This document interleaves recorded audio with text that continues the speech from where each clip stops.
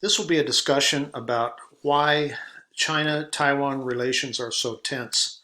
So I'm going to walk through, if you look down on the left side of this, there are several, uh, out in an outline, several topics.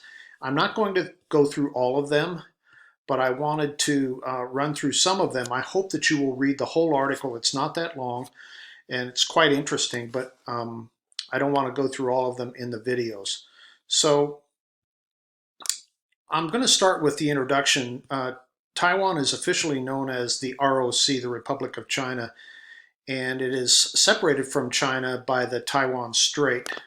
It's been governed independently of mainland China, officially the People's Republic of China, the PRC, since 1949. And the PRC views the island as a renegade province and vows to eventually unify Taiwan with the mainland. So Beijing asserts that there's only one China and that Taiwan is part of it.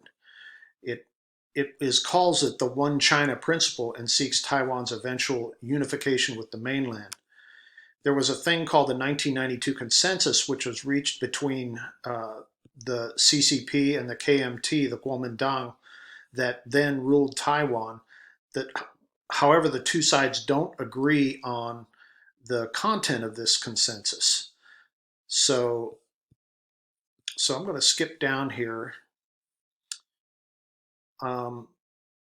Taiwan's KMT drafted constitution continues to recognize China, Mongolia, Taiwan, Tibet, and the South China Sea as part of the ROC. So the difference is that the PRC, the mainland China, they recognize that they say that Taiwan is part of the PRC. Taiwan says China is a part of the ROC, so it's kind of a political standoff there. So the KMT's chief rival party, the Democratic Progressive Party, the DPP, has never endorsed the understanding laid out in the consensus. And the current president, Tsai Ing-wen, who is the leader of the DPP, refused to explicitly accept the consensus. In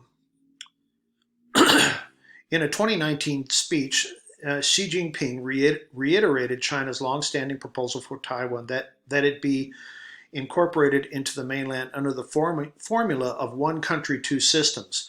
This is the same formula used for Hong Kong, which was guaranteed the ability to preserve its political and economic systems and granted a high degree of autonomy. However, pointing to Beijing's recent crackdown on Hong Kong's freedoms, Tsai and even the KMT have rejected the one country, two systems framework. So I'm going to skip down here. What is the United States' relationship with Taiwan? In 1979, the United States established formal diplomatic relations with the PRC. At the same time, it severed its diplomatic ties with the ROC, but the United States maintains a robust unofficial relationship with the island and continues to sell defense equipment to its military. So I'm going to stop the video here. This will be part one, and we'll take up the video in part two.